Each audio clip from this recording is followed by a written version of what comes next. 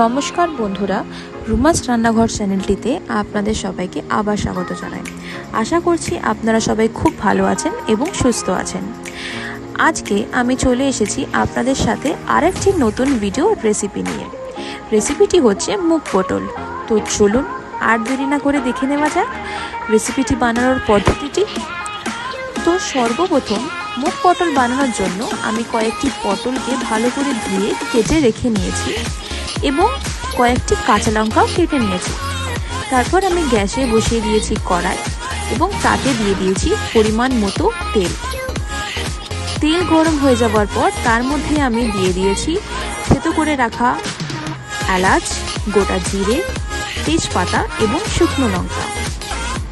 তারপর আমি তাতে দিয়ে দিয়েছি কেটে রাখা পটলগুলি এবং কাঁচা লঙ্কাগুলি। ভালো করে নাড়িয়ে চাড়িয়ে নেবার পর তার মধ্যে আমি দিয়ে দিয়েছি মুগ ডাল। মুগ ডালটা দেওয়ার পর আমি আবার ভালো করে নাড়িয়ে চাড়িয়ে নেব। তারপর আমি দিয়ে দেবো থেতো করে রাখা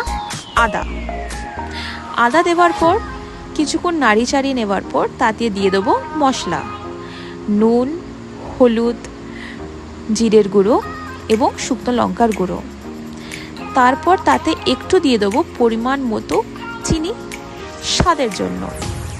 ভালো করে সবগুলোকে মিশিয়ে নেব, নাড়িয়ে চাড়িয়ে নেব এবং তাতে দিয়ে দেবো সামান্য একটু জল, যাতে ভালো করে পটলগুলি সেদ্ধ হয়ে যায়, এবং ঢাকা দিয়ে রেখে দেবো লো টু মিডিয়াম ফ্লেমে।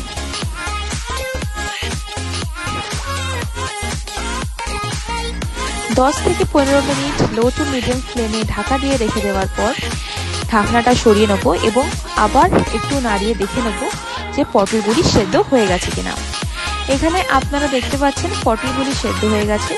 তাতে আমি দিয়ে দেবো 1 চামচ ঘি এবং গরম মশলা। তো চলুন, আমার রেডি হয়ে গেছে মুগ পটল। আশা করছি আপনাদের সবার খুব ভালো লেগেছে। ভিডিওটি অবশ্যই একটু লাইক, শেয়ার, সাবস্ক্রাইব করে দেবেন। ধন্যবাদ।